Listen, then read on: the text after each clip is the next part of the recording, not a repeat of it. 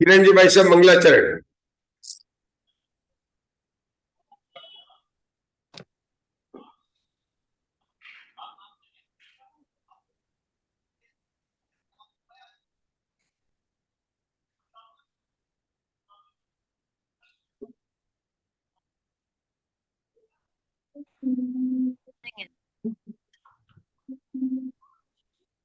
मंगलाचरण करना है किरण जी भाई साहब को। आपका म्यूट हो रहा किरण जी भाई साहब।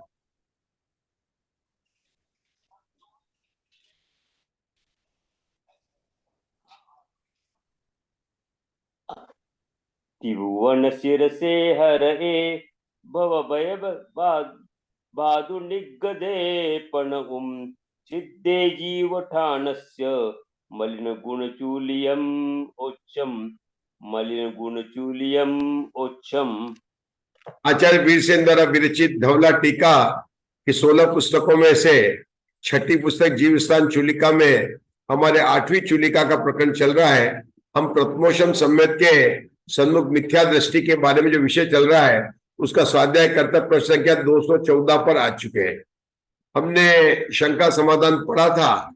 दूसरी शंका जो इस प्रश्न पर है उसमें विषय चल रहा था कि आपने जो उदय और उदीर्णा के लक्षण बताए, उदय के मतलब क्या, जो कर्म निषेक, जब निषेक रचना हुई थी उस समय जो निषेक में कर्म परमाणु थे वो उसी समय जब उसका आएगा तब उसका खिलना, मतलब बिना अपकर्षण उत्कर्षण उदीर्णा हो गया अनाना। लेकिन जो अन्य कर्म परमाणु जो थे तो उपरितल स्थिति में, लेकिन वो नीचे आकर मिल गए, उदीर्णा, उनको उदीर्णा कहा था।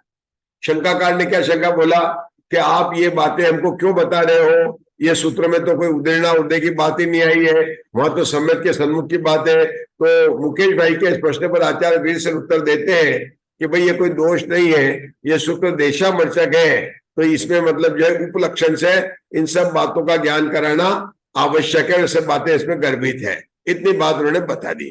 ठीक है, अब राजुल जी आपको पढ़ना है। अब सूत्रोक्त विशुद्ध राजुल जी। अब सूत्रोक्त सर्व विशुद्ध इस पद का अर्थ कहते हैं वह इस प्रकार है। यहाँ पर प्रथमो सम्यक को प्राप्त होने वाले जीव के अर्ध प्रवृत्तकरण, अपूर्वकरण और अनिवृत्तिकरण भेद से 3 प्रकार की विशुद्धियां होती हैं। उसमें पहले अध्यकरण संज्ञा वाली विशुद्धियों का लक्षण कहते हैं। पहले अध्य प्रवृत्त संज्ञा वाली विशुद्धियों का लक्षण कहते हैं, वह इस प्रकार है। अंतर्मुहूर्त प्रमाण समय की पंक्तियों को ऊर्ध्व आकार से स्थापित करके उन समयों के प्रायोग परिमाणों का निरूपण करते हैं। अध्य प्रवृत्तकरण में प्रथम समय वर्ती जीवों के योग परिणाम असंख्यात लोक प्रमाण है। द्वितीय समयवर्ती जीवों के योग परिणाम भी असंख्यात लोक प्रमाण है। इस प्रकार समय के प्रति अध्य प्रत्यकरण संबंधी परिणामों के प्रमाण का निरूपण अध्य प्रवृत्तकरण काल के अंतिम समय तक करना चाहिए। मतलब प्रवृत्तकरण के प्रथम समय संबंधी परिमाणों से द्वितीय समय के योग परिमाण विशेष अधिक होते हैं। यह विशेष अंतर्मुहूर्त प्रतिभागी है, अर्थात प्रथम समय संबंधी परिमाणों के प्रमाण में अंतर्मुहूर्त का भाग देने पर जितना प्रमाण आता है उतने प्रमाण से अधिक है। अध्य प्रवृत्तकरण के द्वितीय समय संबंधी परिणामों से तृतीय समय के परिणाम विशेष अधिक होते हैं। इस प्रकार यह क्रम अध्य प्रकटकरण काल के अंतिम समय तक ले जाना चाहिए। मतलब रुकेंगे, अपन ने बहुत पढ़ लिया, अभी समझना है किस पद की व्याख्या कर रहे हैं। आचरण सर्व विशुद्ध की बात कर रहे हैं।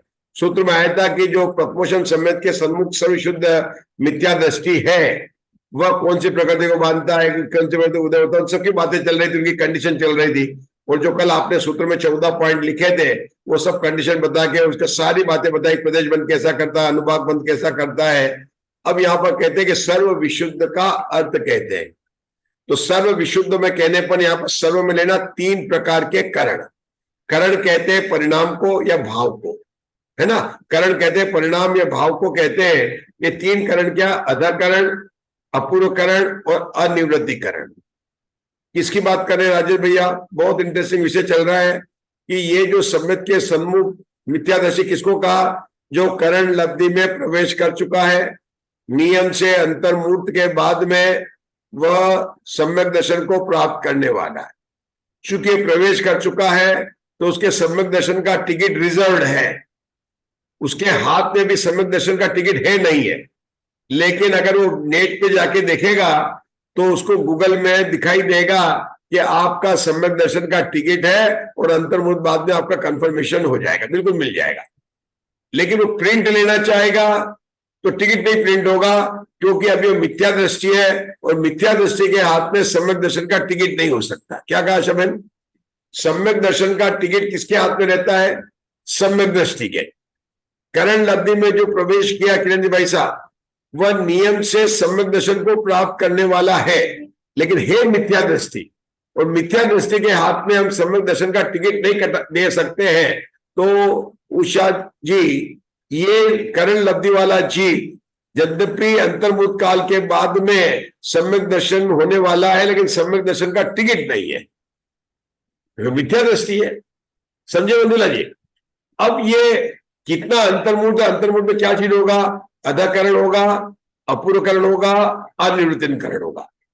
अगर एक जीव ले, एक जीव की अपेक्षा से ले, तो अधकरण से लेकर अनिवृत्तिकरण मतलब करण लब्धि में प्रवेश के पहले समय से सम्यक दर्शन की प्राप्ति तक लगातार उसके परिणाम विशुद्ध होते जाएंगे। कोई नहीं बताएगा 4 नंबर का, 5 नंबर का, 15 नंबर का, 25 नंबर का, मतलब कोई भी एक जीव।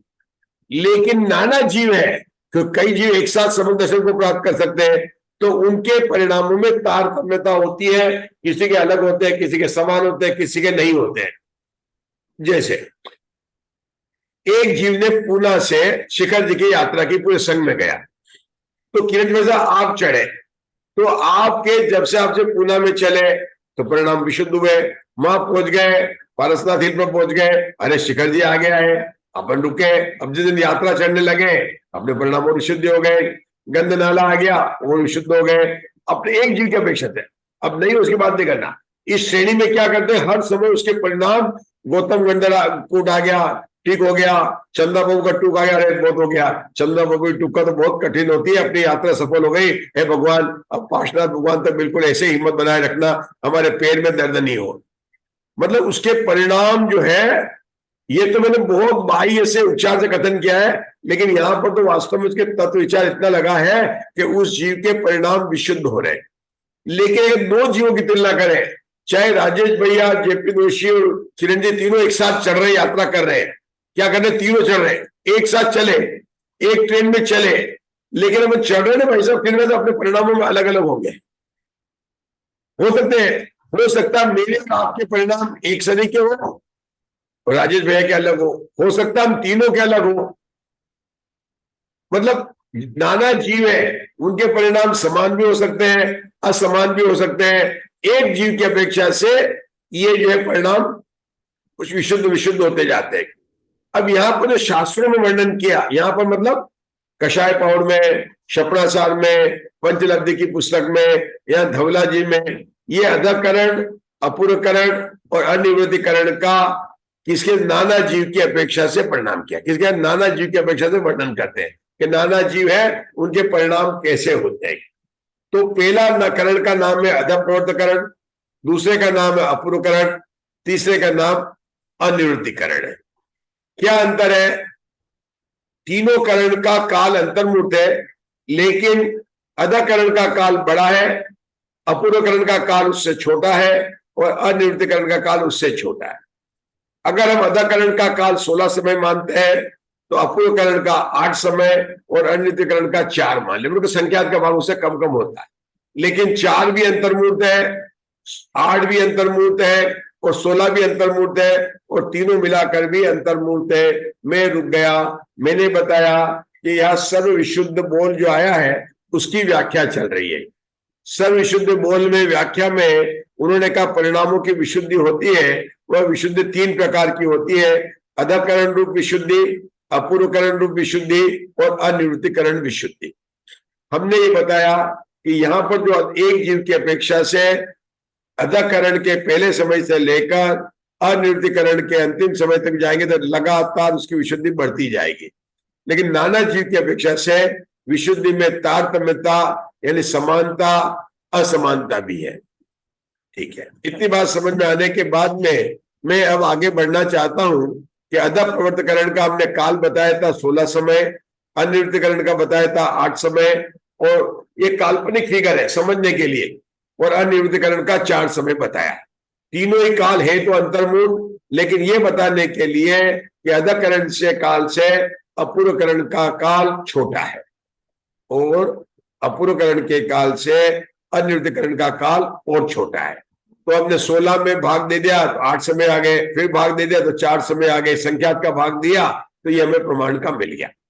अब मान लीजिए हमने 16 समय माने और कई जीव अधकरण में हैं, और मान लीजिए किरण जी भाई साहब उनके 1 से लेकर 5 नंबर के परिणाम हुए, मतलब 8-10 जीव है अधकरण में पहले समय में, उसके 1 से 5 नंबर के परिणाम हुए।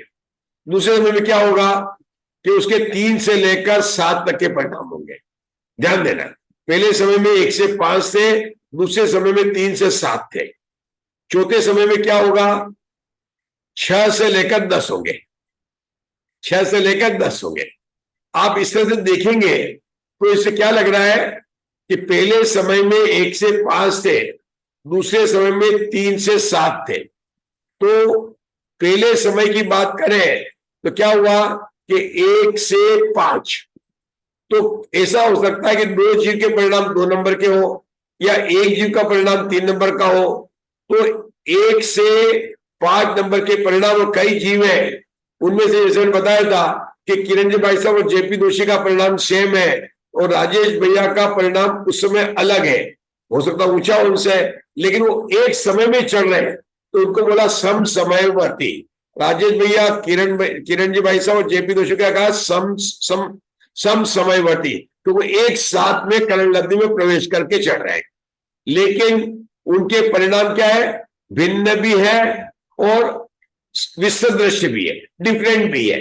क्यों कि अगर मेरे 1 से 5 में से अगर मेरे और किरण जी भाई साहब के 4 नंबर का है और राजेश जी के 5 नंबर का है, तो राजेश जी का परिणाम हमसे भिन्न हुआ, लेकिन साथ में हम क्या कहलाएंगे, समसमयवर्ती। अब ऊपर दूसरे समय में गए तो क्या हुआ कि उसके 3 से लेकर 10 तक परिणाम हुए। तो जैसे अधकरण के पहले समय में थे, ऐसे अधकरण के दूसरे समय में जो स्थित जीव है उनमें आपस में तुलना करें तो परिणाम सदृश्य भी हो सकते हैं और विसदृश्य भी हो सकते हैं। ये तो एक बात हुई।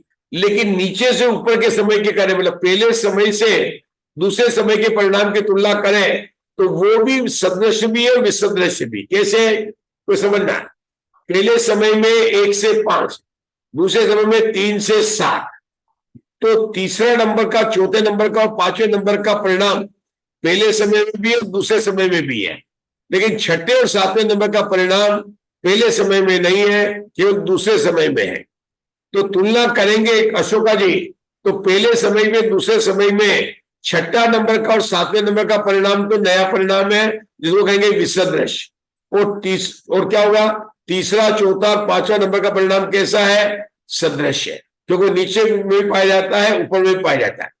ऐसे अपूर्वकरण के 16 समय में होता रहेगा कि नीचे के समयवर्ती जीवों के परिणाम ऊपरवर्ती समय के जीवों के परिणाम के सदृश्य भी होते हैं और विसदृश्य भी होते हैं।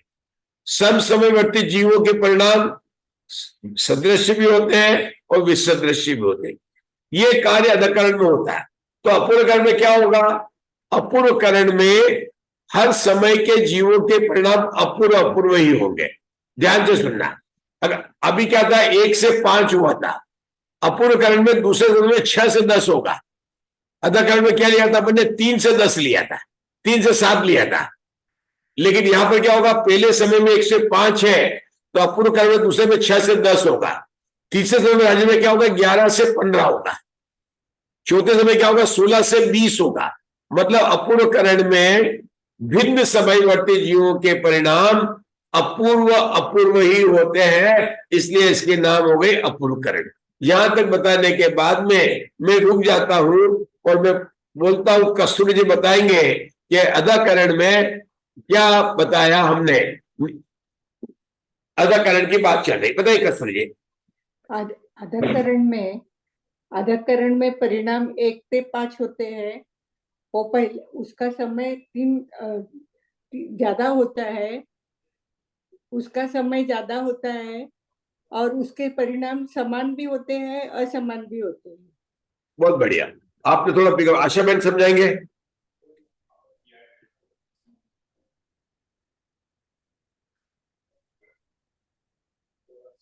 अपूर्वकरण में समसमय अभी अदाकरण की बात कर रहे हैं।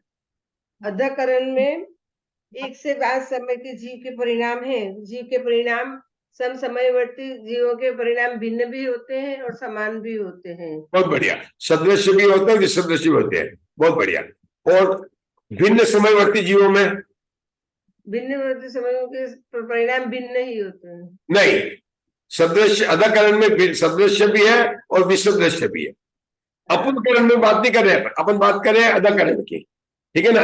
अदाकरण और अपूर्वकरण में क्या अंतर है मुग्धा जी? अपूर्वकरण में जो परिणाम होंगे वो सदृश ही होंगे सबके, नहीं, अपूर्व और काल भी छोटा होंगे। अपूर्व विशुद्धि बढ़ती बढ़ती बढ़ती रहेगी। विशुद्धि बढ़ती जाएगी। ये इसलिए करेंगे तो ये करना को तकलीफ पड़ेगी। हाँ बताइए अशोका जी, आप बताइए। हम पूछ रहे हैं अदाकरण और अपूर्वकरण में क्या अंतर है। आप म्यूट हो गए। अध्ययकरण में जो है परिणाम जो है वो सदृश भी हो सकते हैं और विसदृश भी हो सकते हैं। जैसे पहले समय में 1 से 5 परिणाम होंगे, दूसरे समय में 3 से 7 होंगे, तो उसके 5 नंबर के परिणाम भी हो सकते हैं और 3 से 7 के बीच में कोई मतलब ऊपर एक समयवर्ती वाले भी हो सकते हैं 5 वाले के, यानी भिन्न सदृश भी होंगे और विसदृश भी होंगे। और अपूर्वकरण में जो है परिणाम उसके चढ़ते चढ़ते हुए ही होंगे। पहले समय से दूसरे समय में उससे अधिक चढ़े हुए परिणाम होंगे, दूसरे समय से तीसरे समय में उससे अधिक चढ़े हुए परिणाम होंगे। अपूर्व ही अपूर्व है। अच्छा, सब लोग प्रयास अच्छा कर रहे हैं, बहुत अच्छा प्रयास। भिन्न समयवर्ती और सम समयवर्ती, भिन्न समयवर्ती और सम समयवर्ती जीव। जैसे पहले समय वाले जीव है वो सब क्या हो गया, सम समयवर्ती।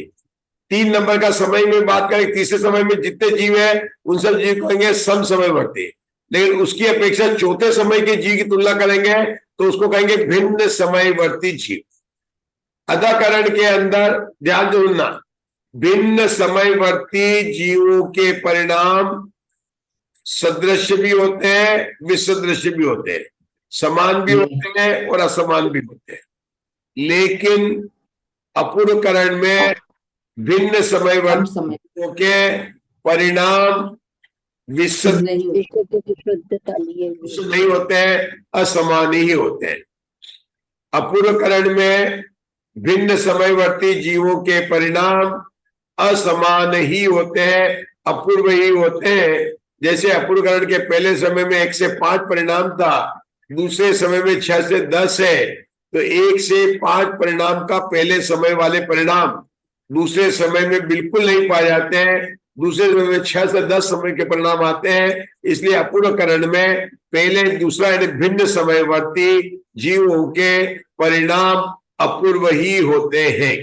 लेकिन अदाकरण में भिन्न समयवर्ती जीवों के परिणाम समान भी होते हैं और असमान भी होते हैं।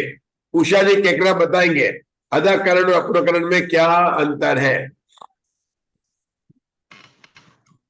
अध्ययकरण में जो भिन्न समयवर्ती जीव हैं उनके परिणाम एक जैसे भी हो सकते हैं, सदृश भी हो सकते हैं, विसदृश भी हो सकते हैं। अपूर्वकरण में जैसे पहले नंबर के परिणाम 1 से 5 तक है तो सब जीवों के वही होंगे, दूसरे समय में 6 से 10 होंगे, तो तीसरे समय में 11 से 15 तक होंगे, चौथे समय में 16 से 20 तक। ऐसे अपूर्व परिणाम होंगे। बहुत बढ़िया। अब अनियुक्तकरण में क्या होता है कि भिन्न समयवर्ती के परिणाम, जैसे अपूर्व करण में तो क्या हुआ था, 6 से 10 के हुए थे, लेकिन अनिरुद्ध करण में क्या होगा, पहले समय में 35 नंबर का, दूसरे नंबर में 45 नंबर का, तीसरे नंबर में 55 नंबर का। मतलब हर समय में केवल एक ही परिणाम होगा, वो यूनिक ही होगा। मतलब भिन्न समयवर्ती में भी असमान होगा, और लेकिन वो जो सम समयवर्ती जीव है उसमें सारे के 35 नंबर का परिणाम है। मतलब अनिरुद्धीकरण के पहले समय में कितने भी जीव हो, सारे का परिणाम 35 नंबर का है। दूसरे समय में कितने भी जीव हो, 45 नंबर का है। तीसरे नंबर में कितने भी जीव हो, 55 नंबर का है। चौथे नंबर के जीव का कितना है, 65 नंबर का। तो भिन्न समयवर्ती जीव के परिणाम अपूर्व ही है, और सम समयवर्ती परिणाम के जो जीव है उसका समान ही परिणाम है, वहां भी असमान नहीं है। वहां पर जो कि अपूर्व करण में हो रहा था, अपूर्व करण में हो रहा था कि वहां पर उस सम समयवर्ती जीवों में परिणाम जो कि 6 से 10 थे, तो किसी के 2 जीव के 6 हो सकते हैं, किसी के 7 हो सकते, 10 हो सकते हैं। लेकिन अनिरुद्ध करण में हर समय के परिणाम, जो उस समयवर्ती जीवों का परिणाम एक ही होता है। कितना होता है, 35, 45, 55, 75, 85, इस प्रकार से बढ़ते जाएंगे। तो उस समय में जितने भी जीव है उसको वही मिलेगा, 35, 45, 55 मिलेगा। मैंने आज आपको सर्व विशुद्धि का शब्द के बोल में, कि धवला जी ने बोला था कि सर्व विशुद्धि बोल की व्याख्या करते हैं। क्या करते हैं, सर्व विशुद्धि बोल की व्याख्या करते हैं। उस बोल की व्याख्या में कृष्ण जी भाई साहब ने बोला कि बोल मतलब विशुद्धि का मतलब क्या, 3 प्रकार की विशुद्धि। उनके नाम कौन से थे, अधकरण, अपूर्वकरण, अनिरुद्धीकरण। फिर हमने देखा तीनों का काल अंतर्मुख है, ऐसा होने पर भी अधकरण का अंतर्मुख बड़ा है, उससे छोटा अपूर्वकरण का है, उससे छोटा अनिरुद्धीकरण का है। हमने माना कि अधकरण का 16 समय, अपूर्वकरण का 8 समय, अनिरुद्धीकरण का 4 समय। तीसरा पॉइंट, अधकरण, अपूर्वकरण और निरुद्धीकरण में एक जीव की अपेक्षा से लगातार परिणाम विशुद्ध होते जाते हैं, लेकिन नाना जीव की अपेक्षा से भगवान के ज्ञान में जैसे आए, यहाँ पर रचना कर हमको समझा रहे हैं नाना जीव की अपेक्षा से।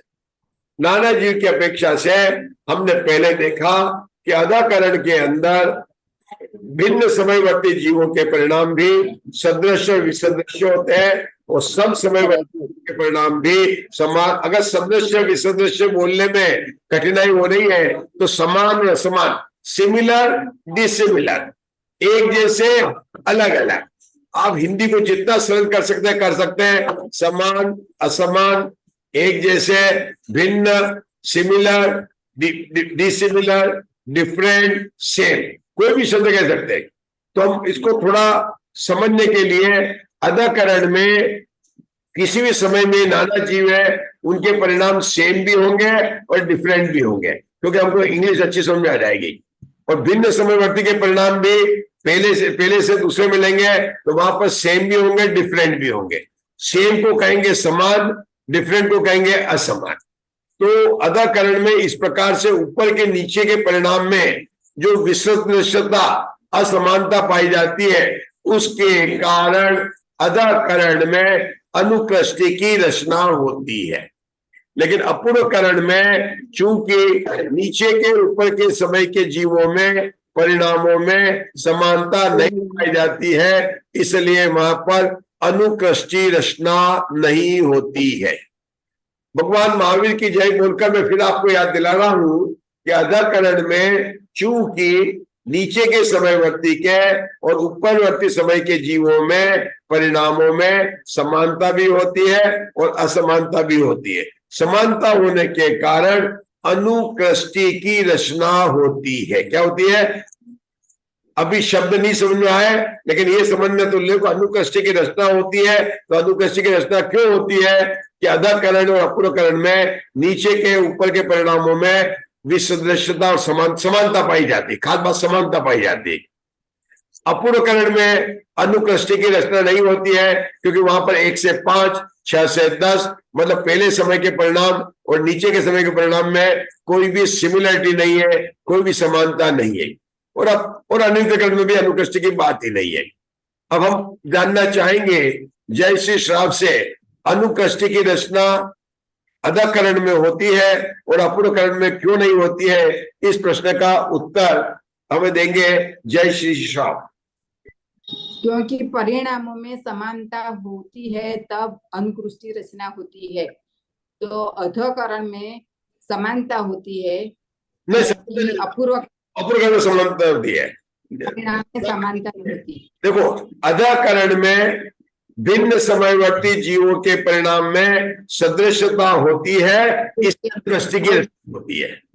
लेकिन अपूर्वकरण में भिन्न समयवर्ती जीवों में सदृशता नहीं होती है, इसलिए अनुकृष्टि की रचना नहीं होती है। लिख लीजिए, अधःकरण में भिन्न समयवर्ती जीवों के परिणाम में समानता होती है, इसलिए समानता होती है, इसलिए अनुकृष्टि की रचना होती है।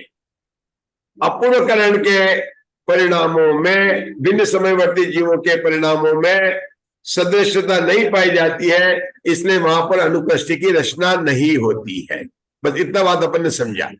हमने आज पढ़ा है, थोड़ा थोड़ा पढ़ेंगे और आगे बढ़ेंगे, और मैं चाहूंगा कि किरण जी भाई साहब इसको फिर पढ़े आगे थोड़ा। हाँ पढ़िए, इस अधःप्रवर्तकरण के बोलिए।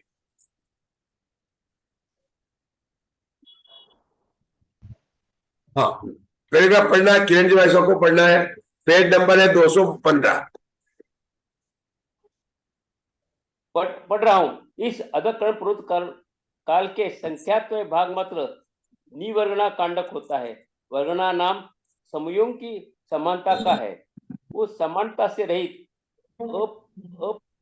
अपरितन समयवर्ती परिणामों के कांडकों को कांडक या पर्य को निर्वाण कांडक कहते हैं। निर्वाण कांडक रुकेंगे, आगे शब्द बहन का शब्द आगे है ना, तो पढ़ते पढ़ते चलेंगे, है ना। बहुत बढ़िया। यहाँ ये बात तो समानता तो बोला उन्होंने, निवर्गणा कांडक क्या गया अभी तो बहुत, अभी एक गया कांडक कहते हैं पर्व को।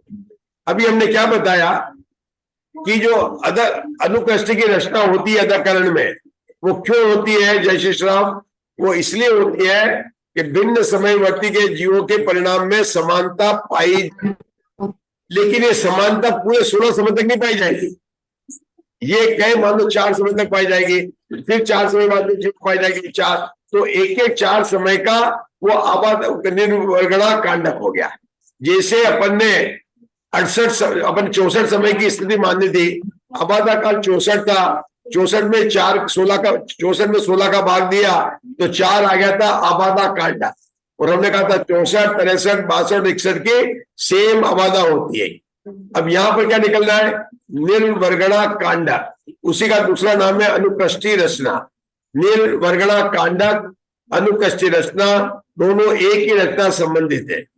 पहला पॉइंट क्या बताया था? अधःकरण में भिन्न समयवर्ती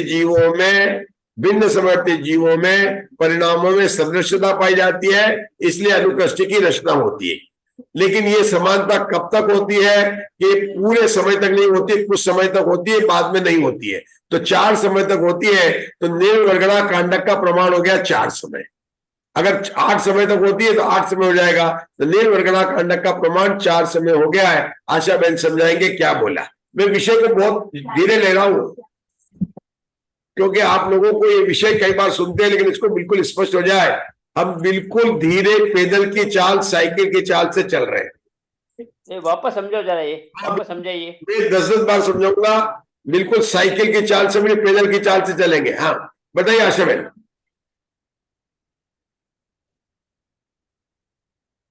जो बोलने का प्रयास करेगा वो स्पष्टता को प्राप्त होगा। जो जानता अपने को शुद्ध, वह शुद्धता को प्राप्त होगा। जो जानता शुद्ध, वह शुद्धता को प्राप्त होगा।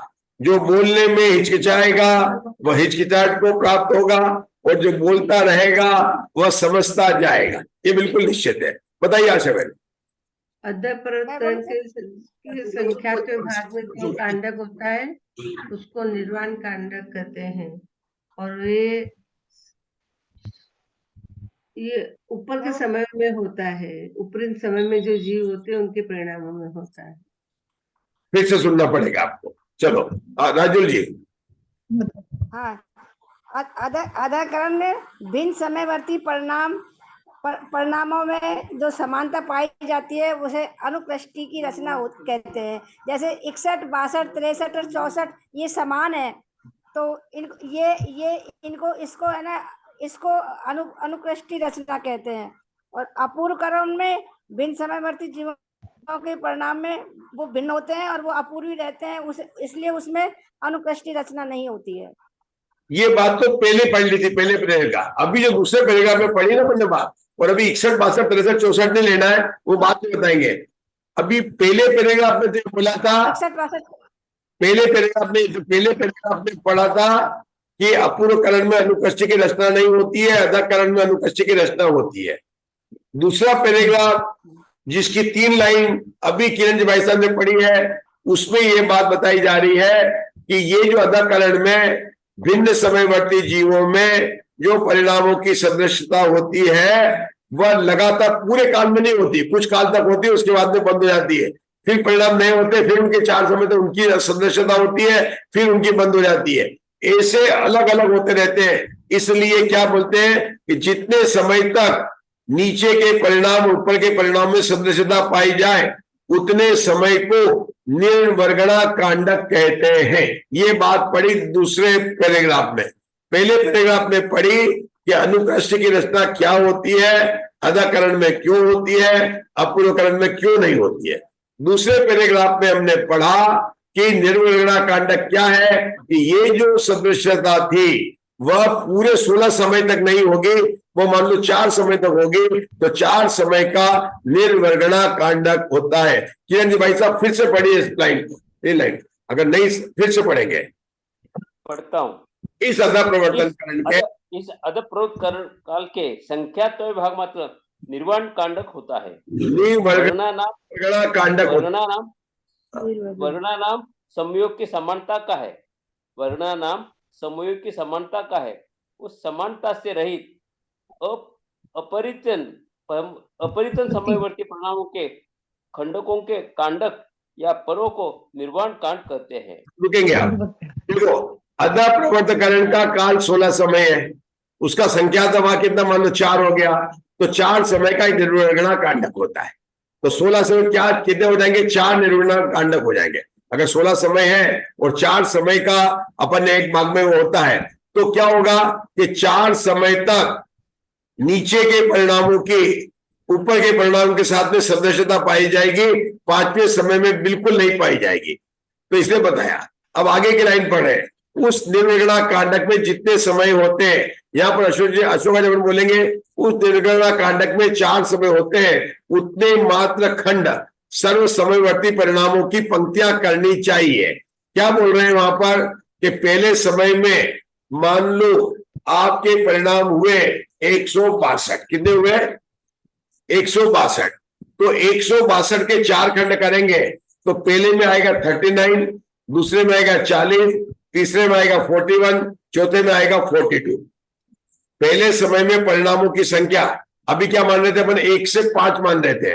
अब अपन आगे बढ़ रहे हैं, जो पुस्तक के हिसाब से जानना है, तो जो हमने 1 से 5 मानी थी और 3 से 7 मानी थी, अब उसी बात को हम बता रहे हैं। समय के कुल परिणामों की संख्या जो अपन ने 5 मानी थी वो कितनी, यहाँ पर 162। आप लिख लीजिए। अपने को अगर एक जीव कांड और धवला जी का अगर आनंद लेना है, तो जो मैं बोल रहा हूं लिखते चलिए। वीरसेन आचार्य ने बहुत अच्छे से समझाया है और मैं भी यथाशक्ति आपको समझाने का प्रयास कर रहा हूं। तो 162 नंबर के परिणाम हुए पहले समय में अधाकरण के, है ना। ऐसे 16 समय तक अपन परिणामों की बात करेंगे। तो उषा जी केकड़ा और अशोका जी दोनों का नाम एक ही है, कोई बात नहीं।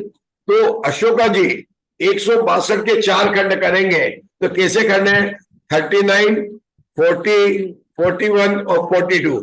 और राजेश भैया कैलकुलेटर के बनाओ कितने 162 हुए कि नहीं हुए, ये तो आगे नहीं बढ़ सकते। 39, 40, 41 और 42 पहले समय में 4 खंड हो गए, बराबर हो गए ना। अब क्या हुआ कि पहले समय में 162 परिणाम हुए थे, दूसरे समय में 166 परिणाम होंगे। कितने होंगे, मतलब कुल परिणामों की संख्या ऐसा नहीं कि 1 से, पहले समय मान लो 1 से 39 हुए तो बाद में 41 से आगे बढ़ेंगे, इस तरह से 161 तक परिणाम तो गए थे। अब उसके बाद में परिणाम कितने होंगे? 166 होंगे। मतलब 162 से लेकर कब तक जाएंगे? 166 परिणाम और चले जाएंगे। इस तरह उतने परिणामों की संख्या हो जाएगी। लेकिन कुल परिणाम जो होते हैं पहले समय में 162, दूसरे समय में 166, तीसरे समय में 170, चौथे समय में 174, मतलब कुल परिणामों की संख्या 4-4 से बढ़ती जाएगी। पहले समय के परिणाम जब 162 थे, 162 थे, तो 4 खंड राजू जी क्या किया था? 39, 40, 41 और 42। अब जैसे ये दूसरे समय के परिणाम कितने हैं? 166। इसके खंड 40, 41, 42 और 43। राजेश भैया छोड़ के बताएंगे कि 166 हो गए कि नहीं हो गए? हो गए जी 166। 40, 41, 42 और 43 हो गए जी, हो गए। तो नीचे के समय में 39 का जो परिणाम थे वो अब ऊपर वाले में नहीं है, और ऊपर वाले नया ग्रुप आ गया, 43 वाला नया ग्रुप हो गया। फिर से देखते हैं, पहले समयवर्ती जीवों के परिणामों की संख्या है 162। उसको 4 खंड में क्यों बांटा? कि निरोधना कांडक 4 है। जैसे आशा बेन 64 में 16 का भाग दिया था, 4 आया था, तो अपने 4 स्थिति बना दी, 64, 63, 62, 61, 4 बना दी थी। यहाँ निरोधना कांडक 4 है, इसलिए हमने 161 को 4 में बांट दिया। कितना बांट दिया? 39, 40, 41, 42। दूसरे समय में क्या हो गया? 40, 41, 42, 43। तीसरे समय में राजेंद्र ने बताया कि क्या हो जाएगा? 41, 43, 42, 43, 44 क्या हो जाएगा? 42, 43, 44, 45 है? लास्ट में 174 में चौथा 42, 43, 44 और 42, 43, 44, 45 मैं 74। पहले समय में 39, 40, 41, 42। दूसरे समय में 40, 41, 42, 43। तीसरे समय में 41, 42, 43, 45। चौथे समय में 45 तक पहुंच जाए। 43 है ना? हाँ 42, 43 चौथे समय के बाद में 42, 43, उस समय के बाद में ऊपर जाएंगे 5वें समय में, तो पहले समय के 40, 41 और 42 ये परिणाम, एक भी परिणाम नहीं मिलेगा। तो इसका मतलब क्या हो गया? निरोधना कांडक हो गया, और अब वापस जो है विसदृश्य, वहां पर सदस्यता समाप्त हो गई। ठीक है ना? इसी बात को समझने के लिए आप इस ग्रंथ के 2 पेज को आगे जो उन्होंने समदृष्टि दी है उसको समझिए। देखिए इसके 2 पेज के बाद में आगे दी है, ये देखिए पेज नंबर है 216 में इस समदृष्टि को समझाते हैं। लिखा अंक समदृष्टि अनुप्रष्टि की रचना इस प्रकार है। इसमें आप देखिए यहां पर लिखा है 162, यहां लिखा है 39, 40, 41, 42, 40, 41, 42, 43, इस तरह से लिखा। अब चौथे समय में क्या है? 42 नंबर का परिणाम नीचे कौन सा था? 49, 42, 42 था। 39, 40, 41 और 42। हाँ, पहले समय में 42 नंबर का परिणाम लास्ट परिणाम था जो चौथे समय में पाया जा रहा है।